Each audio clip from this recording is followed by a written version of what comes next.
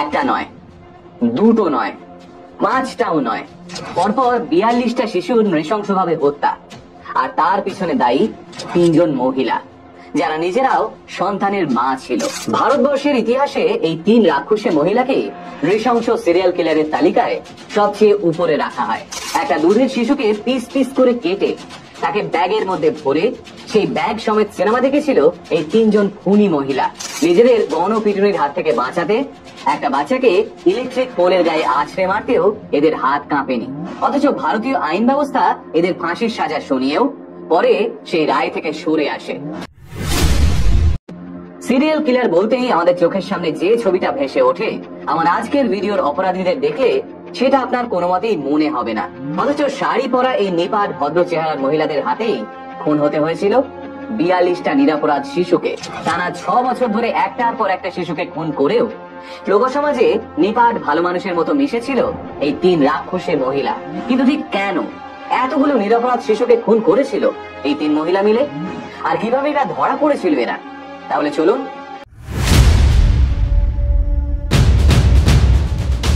এক ট্রাক ড্রাইভারের সঙ্গে প্রেমের সম্পর্কের জেরে নাসিক থেকে পুনেতে পালিয়ে এসেছিল অঞ্জনা বাই। স্বপ্ন ছিল সংসার করার। 1973 সালে নিজের প্রথম সন্তান রেণুকার জন্ম দেয় অঞ্জনা বাই। কিন্তু তারপরেই সেই রেণুকা এবং অঞ্জনা বাইকে ফেলে রেখে চম্পট দেয় সেই ট্রাক ড্রাইভার। একদিকে কোলে ছোট্ট মেয়ে, অন্যদিকে পেটে খিদের আগুন। এই পরিস্থিতিতে চাইলেই হয়তো কোথাও একটা সামান্য মাইনের কাজ জটিয়ে নিতে পারতো অঞ্জনা বাই, কিন্তু না, অঞ্জনা বাই বেছে নিল শর্টকাট, চুরি করে টাকা রোজগারের শর্টকাট। মা হিসেবে অঞ্জনা বাই নিজে তো চুরি করতোই, পাশাপাশি মেয়ে রেণুকাকেও সে শেখালো চুরি করার পাঠ। এরই মধ্যে মোহন গাভিত নামক এক রিটায়ার্ড আর্মি অফিসারের সঙ্গে প্রেম হলো অঞ্জনা বাইয়ের। তারা দুজনে মিলে বিয়েও করলো। 1975 সালে অঞ্জনা বাই জন্ম দিল নিজের দ্বিতীয় সন্তান সীমাকে। তবে দ্বিতীয়বার বিয়ে করে 2 সন্তানের মা হওয়া সত্ত্বেও চুরির অভ্যেসটা কিছুতেই ছাড়তে পারলো না অঞ্জনা বাই। ফলে কিছুদিনের মধ্যেই লোক সমাজে জানাজানি হলো। আর্মি অফিসার মোহন গাভিতের সামনে খসে পড়লো অঞ্জনা বাই এর মুখোশটা। এহেন পরিস্থিতিতে লজ্জিত মোহন গাভিত পরিত্যাগ করলেন অঞ্জনা বাই এবং তার 2 সন্তানকে। ফলে খুব স্বাভাবিকভাবেই আরো একবার কঠিন পরিস্থিতির মুখে পড়তে হলো অঞ্জনা বাই, রেণুকা এবং সীমাকে। রেণুকা তো আগে থেকেই চুরিতে সিদ্ধহস্ত ছিল, এবার সীমাকেও চুরি শেখালো অঞ্জনা বাই। প্রথম দিকে চুরিগুলো অভাবের জেরে করলেও ধীরে ধীরে লোভ বাড়তে লাগলো অঞ্জনা বাইদের। এভাবেই কেটে গেল 14টা বছর। 1989 সালে মাত্র 16 বছর বয়সী রেণুকার সঙ্গে বিয়ে হলো পুনে শহরে টেলারিং এর কাজ করা কিরণ সিংদের। আর ঠিক তারপর থেকে শুরু হলো অঞ্জনা বাই, রেণুকা এবং সীমার সিরিয়াল কিলিং এর অধ্যায়, যা থামলো প্রায় 42টা শিশুকে নৃশংসভাবে হত্যা করার পর। কিন্তু কেন সিরিয়াল কিলিং এর ভিকটিম হিসেবে শুধু বাচ্চাদেরকে বেছে নিত গাভিত সিস্টার্স? সেটা জানতে হলে আমাদের ঢুকে পড়তে হবে ভিডিওর পরবর্তী অধ্যায়।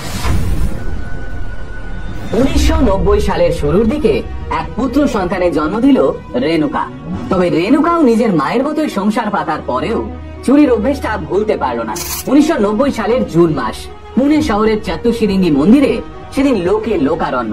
সেই ভিড়ের মধ্যেই কোলে নিজের বাচ্চাকে নিয়ে চুরি করতে ঢুকলো রেণুকা, আর তাকে সঙ্গ দিল মা অঞ্জনা বাই এবং বোন সীমা। কিন্তু সেদিন চুরি করতে গিয়ে পাবলিকের কাছে ধরা পড়ে গেল রেণুকা। পাবলিক যখন রেণুকাকে ঘিরে নিয়েছে, ঠিক তখনই তারও স্বরে কেঁদে উঠলো কোলের মধ্যে থাকা রেণুকার ছেলে। ব্যাস, তখন এই খেলা ঘুরে গেল। ভিড়ের মধ্যে মিশে থাকা অঞ্জনা বাই এবং সীমা এগিয়ে এসে বলতে লাগলো, কোলে দুধের শিশু নিয়ে থাকা একজন মা কিভাবে চুরি করতে পারে? আপনাদের কোনো মানবিকতা নেই? একজন অসহায় মাকে আপনারা ঘিরে ধরেছেন, তাকে ধরিয়ে দেওয়ার জন্য পুলিশ ডাকছেন।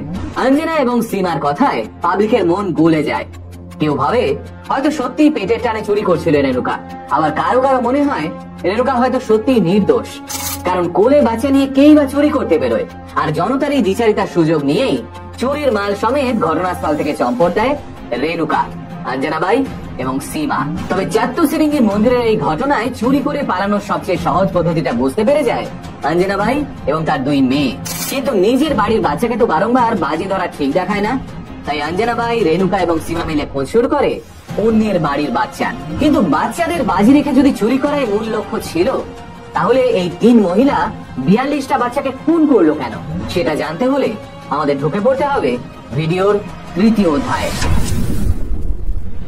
1990 সালের জুলাই মাস, সাতারার ফুটপাথ থেকে এক ভিখারির সন্তানকে অপহরণ করলো রেণুকা আর সীমা। আর তারপর সেই বাচ্চাটিকে সন্তোষ নাম দিয়ে রেণুকারা শুরু করলো একের পর এক চুরি করা।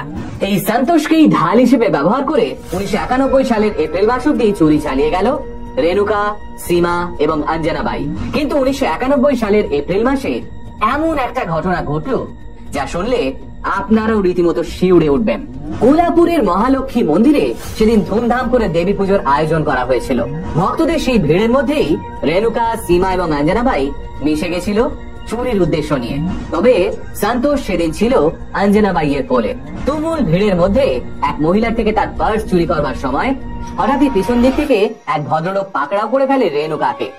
আর তারপরে মন্দিরে উপস্থিত লোকজন মুহূর্তের মধ্যে রেণুকাকে ঘিরে ফেলে। পরিস্থিতি খারাপ বুঝতে পেরে একটা অমানসিক কাজ করে বসে অঞ্জনাবাই। সে নিজের কোলে থাকা সন্তোষকে আচমকা মাটিতে ফেলে দেয়। মাটিতে পড়া মাত্র সন্তোষের ঠোঁট ফেটে ফালা ফালা হয়ে যায়, রক্ত বেরোতে থাকে। আর তার ফলে চিৎকার করে কাঁদতে শুরু করে সন্তোষ। একটা ছোট্ট বাচ্চার এমন রক্তারক্তি অবস্থা দেখে খুব স্বাভাবিকভাবেই পাবলিকের নজর ঘুরে যায় সেই দিকে। আর সেটার সুযোগ নিয়েই ঘটনাস্থল থেকে চম্পট দেয় রেণুকা। মেয়েকে পালাতে দেখে সন্তোষকে কোলে তুলে নিয়ে অঞ্জনাবাইও তড়িঘড়ি মন্দির থেকে বেরিয়ে আসে। কিন্তু 1.5 বছর বয়সী সন্তোষ ঠোঁট ফেটে যাওয়ার ফলে তখনও চিৎকার করে কেঁদে চলেছিল।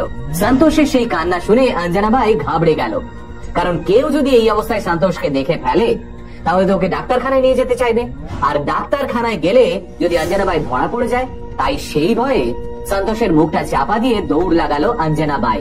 এই মহালক্ষ্মী মন্দিরের পিছন দিকে একটা খালি জমি ছিল, আর সেই খালি জমির কোনার দিকে ছিল ইলেকট্রিকের একটা খাম্বা। অঞ্জনাবাই সন্তোষকে কোলে নিয়ে সেই ইলেকট্রিকের খাম্বার কাছে পৌঁছলো। আর তারপর 1.5 বছর বয়সী সন্তোষকে সে ততক্ষণ অব্দি ওই ইলেকট্রিকের খাম্বাটায় আছড়াতে লাগলো, যতক্ষণ না সন্তোষের কান্না চিরজীবনের মতো থেমে যায়। হ্যাঁ, ঠিকই শুনেছেন, এতটাই নৃশংস ছিল অঞ্জনাবাই। তবে রেণুকা আর সীমাও কিছু কম ছিল না। 2.25 বছর বয়সী গৌরীকে তারা এর চেয়েও নৃশংস ভাবে মেরেছিল। অপহৃত হওয়ার পর গৌরী যখন সমানে কাঁদছিল, তখন গৌরীকে চুপ করাতে ওর গলা টিপে খুন করেছিল রেণুকা। আর তারপর গৌরীর দেহটাকে পিস পিস করে কেটে ওকে একটা ব্যাগের মধ্যে ভরে উষা টকিজে সিনেমা দেখতে গেছিল রেণুকা, সীমা আর অঞ্জনাবাই। হ্যাঁ, পিস পিস করে কাটা গৌরীকে পায়ের কাছে রেখেই পপকর্ন খেতে খেতে সিনেমা দেখেছিল মা এবং মেয়েরা মিলে। তবে সিনেমা শেষ হওয়ার কিছুটা আগেই হল থেকে বেরিয়ে এসে গৌরীর দেহ সমেত ব্যাগটাকে লেডিস বাথরুমের সামনে ফেলে রেখে এসেছিল 3 মা মেয়ে। আর এভাবেই 1990 থেকে 1996 সাল অবধি 42টা নিরপরাধ শিশুকে অপহরণ এবং খুন করেছিল রেণুকা, সীমা এবং অঞ্জনাবাই। তবে ওই শিশুদের ডেড বডিগুলো লুকানোর দায়িত্ব কার কাঁধে ছিল জানেন? রেণুকার স্বামী কিরণ শিন্দেই এক্ষেত্রে মাস্টার মাইন্ডের ভূমিকা পালন করত। হ্যাঁ, রেণুকার স্বামীও যুক্ত ছিল এই চাইল্ড কিলিং এর সঙ্গে। তবে আশ্চর্যজনক ভাবে এই কেসে কোনো সাজাই হয় না কিরণ শিন্দের। কিন্তু কেন এমনটা হলো, আর কিভাবে বা পুলিশের জালে ধরা পড়লো এই নৃশংস চাইল্ড সিরিয়াল কিলাররা, সেটা জানতে হলে আমাদের ঢুকে পড়তে হবে ভিডিওর পরবর্তী অধ্যায়ে। আইনের দুনিয়ায় একটা কথা খুব প্রচলিত আছে যে অপরাধী যখন একটার পর একটা ক্রাইম করেও পুলিশের জালে ধরা পড়ে না, তখন সে নিজেকে ভগবান ভাবতে শুরু করে। আর নিজেকে ভগবান ভাবতে গিয়ে সে এমন একটা ভুল করে বসে যা তার সর্বনাশের কারণ হয়ে দাঁড়ায়। অঞ্জনাবাই, রেণুকা এবং সীমার ক্ষেত্রে এই কথাটাই সত্যি হয়ে দাঁড়ালো। 1996 সালের অক্টোবর মাসে হঠাৎই নিখোঁজ হলো মোহন গাভিত এবং প্রতিভা গাভিতের 9 বছরের কন্যা সন্তান ক্রান্তি। এক্ষেত্রে মনে করিয়ে দিই, এই মোহন গাভিত ছিলেন অঞ্জনাবাইয়ের দ্বিতীয় স্বামী এবং সীমার বাবা। অঞ্জনাবাইকে ছেড়ে দিয়ে প্রতিভা নামক এক মহিলাকে বিয়ে করেছিলেন মোহন গাভিত।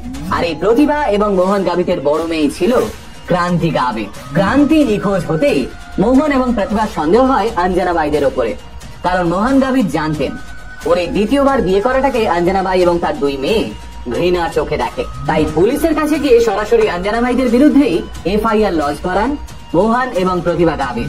FIR এর কথা কানে পৌঁছতেই রেণুকা, সীমা, অঞ্জনাবাই এবং কিরণ শিন্দেরা শহর থেকে দূরে পালিয়ে গা ঢাকা দিল। কিন্তু তাদের মধ্যে বদলা নেওয়ার আগুন তখনও নিভল না। তাই 1996 সালের নভেম্বর মাসে আবারও শহরে ফিরে এলো রেণুকারা। এবার লক্ষ্য মোহন গাভিতের ছোট মেয়েকে অপহরণ করা। কিন্তু রেণুকারা বুঝতেও পারেনি পুলিশ ঠিক এই চালটারই অপেক্ষা করছিল। ফলে মোহন গাভিতের ছোট মেয়েকে অপহরণ করতে গিয়ে হাতে নাতে গ্রেফতার হতে হলো রেণুকা, সীমা, অঞ্জনাবাই এবং কিরণ শিন্ডেকে। রেণুকাদের গ্রেপ্তার করার সঙ্গে সঙ্গে পুলিশের তরফ থেকে ওদের নাসিকের বাড়িতে সার্চ অপারেশন চালানো হয়। রেণুকাদের বাড়ি থেকে বাচ্চাদের বিভিন্ন খেলনার পাশাপাশি বাচ্চাদের বেশ কিছু রক্তমাখা জামা উদ্ধার করা হয়। আর এই সমস্ত দেখেই রেণুকাদের বিরুদ্ধে পুলিশের সন্দেহ আরো মজবুত হয়। তারা রেণুকা, সীমা, অঞ্জনাবাই এবং কিরণের আলাদা আলাদা ভাবে ইন্টারোগেশন শুরু করে। প্রাথমিক পর্যায়ে কেউই কোনো কথা স্বীকার করতে চায় না, কিন্তু ইন্টারোগেশন সেকেন্ড ডিগ্রিতে পৌঁছতেই চাপের মুখে নতি স্বীকার করে সীমা গাভিত এবং পুলিশকে সে জানায় মোহন এবং প্রতিভা গাভিতের মেয়ে ক্রান্তি গাভিতকে ওরা চারজন মিলেই অপহরণ করে খুন করেছে। তবে সীমার এই স্বীকারোক্তির পরেই এই সিরিয়াল কিলিং এর কেসে এমন একটা টুইস্ট আসে যেটার জন্য পুলিশ ডিপার্টমেন্ট সহ সারা ভারতের কেউই প্রস্তুত ছিল না। কি সেই টুইস্ট, সেটা জানতে হলে আমাদের পা রাখতে হবে ভিডিওর শেষ অধ্যায়ে। যেই মাত্র সীমা গাভিত নিজের সৎবোন ক্রান্তি গাভিতের খুনের কথা পুলিশের কাছে স্বীকার করে, সঙ্গে সঙ্গে এই কেসের রাজসাক্ষী হয়ে যায় কিরণ শিন্ডে। আগে হ্যাঁ, আসন্ন বিপদের আঁচ পেয়ে রেণুকার স্বামী কিরণ শিন্ডে পুলিশের কাছে বলে বসে, একটা খুনও আমি নিজের হাতে করিনি সাহেব, এই মার তার দুই মেয়ে মিলেই একটার পর একটা বাচ্চাকে খুন করেছে।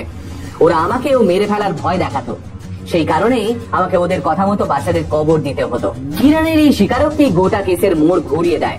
শুধুমাত্র ক্রান্তি গাভিতের নিখোঁজ হওয়ার কেসে গ্রেপ্তার হওয়া অঞ্জনাবাই, রেণুকা এবং সীমার আসল পরিচয়টা সবার সামনে আসতেই আতঙ্কে কেঁপে ওঠে গোটা দেশ। পুলিশের কাছে কিরণ স্বীকার করে প্রায় 42টা শিশুকে অপহরণ এবং খুন করেছে ওই নৃশংস মা এবং দুই মেয়ে মিলে। এমনকি খুন করার পর কোথায় কোথায় ডেড বডিগুলো লুকানো হয়েছিল সেই জায়গাগুলো পুলিশকে বলে দেয় কিরণ শিন্ডে। ফলে আদালত এই কেসে কিরণ শিন্ডেকে রাজসাক্ষী হিসেবে বেকসুর খালাস করে দেয়। তবে আইন কিরণ শিন্ডেকে ক্ষমা করে দিলেও জনতার মতে কিরণ শিন্ডেও এই কেসে সমান দোষী ছিল। এদিকে সঠিক তথ্য এবং প্রমাণের অভাবে পুলিশ মাত্র 13টা অপহরণ এবং 6টা মার্ডারের চার্জশিটই পেশ করতে পারে আদালতের কাছে। আর অন্যদিকে 1997 সালে পুলিশের কাস্টাডিতে থাকাকালীনই অসুস্থতা জেরে মৃত্যু হয় অঞ্জনা বাইয়ের। 2001 সালের জুন মাস কিরণ সহ 150 জন মানুষের থেকে সমস্ত সাক্ষ্য শোনার পর কোলাপুর সেশনস কোর্টের তরফ থেকে রেণুকা এবং সীমাকে মৃত্যুদণ্ডের সাজা শোনানো হয়। এরপরই বোম্বে হাইকোর্টে এই মৃত্যুদণ্ডের সাজা রদ করার জন্য অ্যাপিলও করা হয়। কিন্তু 2004 সালে বম্বে হাইকোর্টও রেণুকা এবং সীমার মৃত্যুদণ্ডের সাজা বহাল রাখে। এরপর 2006 সালে সুপ্রিম কোর্টও রেণুকা এবং সীমাকে একই সাজা শোনায়। এত কিছুর পরেও 2008 সালে সীমা এবং 2009 সালে রেণুকা একটা করে মার্সি পিটিশন ফাইল করে। কিন্তু 2014 সালে ভারতের রাষ্ট্রপতি প্রণব মুখোপাধ্যায় এই দুই সিরিয়াল কিলার বোনের মার্সি পিটিশনও খারিজ করে দেন। কিন্তু তারপরেই ভারতীয় আইন ব্যবস্থার মধ্যে থাকা ফাঁক ফোকরের সুযোগ নিয়ে আসল খেলাটা খেলে দেয় সীমা এবং রেণুকার উকিল। বম্বে হাইকোর্টে একটা কেস ফাইল করা হয় এবং বলা হয় এত বছর ধরে রাষ্ট্রপতির জবাবের অপেক্ষা করতে করতে সীমা এবং রেণুকা দুজনেই নাকি মানসিক রোগীতে পরিণত হয়েছে। কারণ ওরা দুজনেই দিনের পর দিন এই ভয়ে দিন কাটাতো যে রাষ্ট্রপতি ওদের মার্সি পিটিশন খারিজ করে দিলেই ওদের মরতে হবে। টানা 5-6 বছর ধরে চলা এই মৃত্যুর আতঙ্কেই নাকি মানসিক রোগী হয়ে উঠেছিল সীমা এবং রেণুকা। তাই আদালতের কাছে আপিল করা হয় যাতে সীমা এবং রেণুকার ফাঁসির সাজা বদলে দিয়ে তাদের যাবজ্জীবন কারাদণ্ডে দণ্ডিত করা হয়। 2022 সালের 18 ফেব্রুয়ারি বহু বছর ধরে শুনানি চলার পর বম্বে হাইকোর্টের তরফ থেকে সীমা এবং রেণুকার এই আর্জি স্বীকার করে নেওয়া হয়। ব্যাস, তারপর আর কি 42টা নিরাপরাধ বাচ্চাকে তোড়পে মারার জন্য শুধুমাত্র যাবজ্জীবন কারাদণ্ডটাকেই শাস্তি হিসেবে ধার্য করা হয় নৃশংস সিরিয়াল কিলার রেণুকা এবং সীমার জন্য। আর এই ধরনের কেসের জন্যই হয়তো আজ justice delayed is justice denied কথাটা এত বহুল প্রচলিত।